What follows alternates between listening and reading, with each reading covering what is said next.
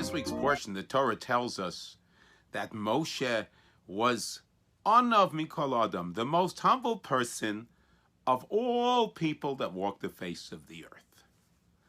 There's a great question to ask ourselves.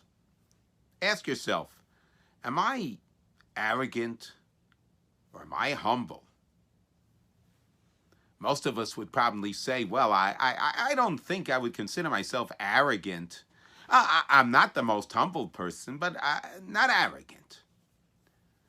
There's a way to do a self-exam. Rashi, in explaining the word anav, humble, Rashi says two words, shafal v'savlon. In explaining humility, Rashi says shafal, somebody who doesn't hold himself high, and savlon. Savlon is someone who has tolerance. In Israel, they say, savlanut, patience. The word savlanut means to actually be able to tolerate the next person. Each of us has different habits. Some of us have idiosyncrasies.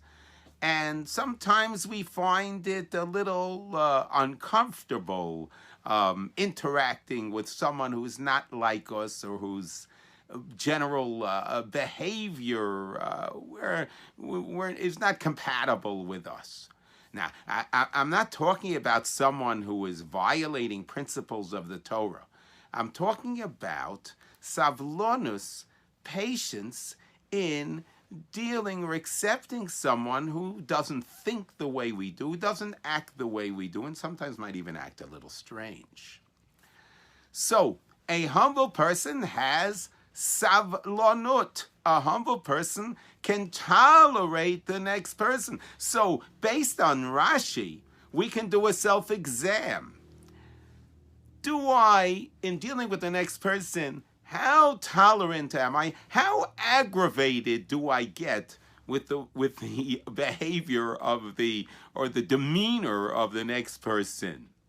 The more aggravated I get, the more internally intolerant I am, actually, then the more arrogant I am. Because if I was truly humble, then I would be able to tolerate. So this is a great self-exam in our interactions to ask ourselves, how much, to what level do we tolerate the differences of the next person? The more we tolerate, the more humble we are. The more we don't, the more arrogant we are. And the Torah praises Moses for his humility. It's certainly a great, great, great, great attribute to strive for, and that certainly would lead to more beautiful relationships among us. Have a fabulous Shabbos.